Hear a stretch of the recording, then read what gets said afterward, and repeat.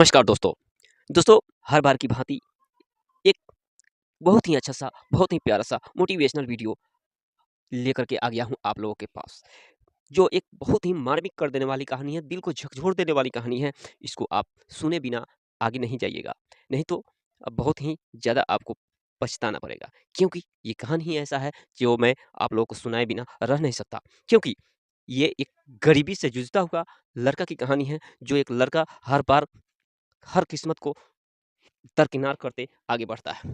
तो चलिए दोस्तों, इससे पहले कि मैं कहानी सुनाऊँ, आप एक छोटा-सा लाइक करके प्यारा-सा कमेंट कीजिएगा, और मेरे चैनल पर नए आए हैं तो इसे सब्सक्राइब करके बेल आइकन को ऑल पर सेलेक्ट कीजिएगा। तो स्टार्ट करते हैं दोस्तों। एक गाँव में एक लड़का रहता था, उसके घर की आर्थिक स्थिति ठीक नहीं थी। उसके मन में विचार आया कि वह किसी बड़े शहर में जाकर नौकरी करे। वह कलकत्ता गया, नौकरी ढूँढने लगा। बहुत खोज के बाद उसे एक सेठ के घर में नौकरी मिल गई।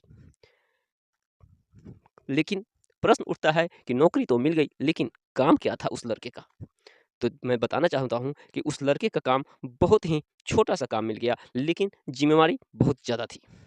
लड़के का काम था रोज़ उस सेठ को 6 घंटे अखबार और किताब पढ़ कर के सुनाना था। लड़के की नौकरी की ज़रूरत थी, इसलिए उसने वो नौकरी स्वीकार कर ली और वो नौकरी करना शुरू भी कर दिया। लेकिन इसी बीच एक दिन की बात है, लड़के को दुकान के कोने में 100-100 के 8 नोट पड़े मिले। उसने चुपचाप उन्हें अखबार और किताबों से ढक दिया। दूसरे दिन रुपयों की खोजबीन हुई।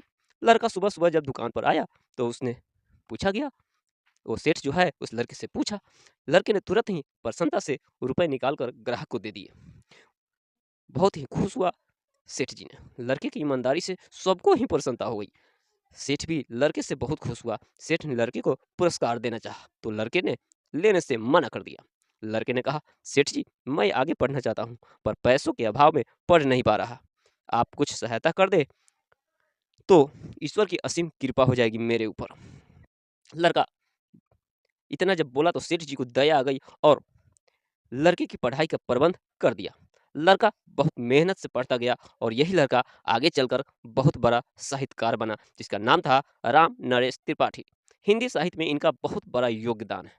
ईमानदार मनुष्य ईश्वर की सर्वोत्तम रचना होती है, इसलिए अपनी ईमानदारी को कभी नहीं छोड़ना चाहिए। चाहे कैसी भी विकट स्थिति क्यों नहीं आ जाए, अपनी ईमानदारी पर अड़े रहोगे तो जीवन में कभी न कभी ऐसी सफलता मिलेगी जिसको कोई तोड़ नहीं सकता है, जिसको कोई झकझोर नहीं सकता है।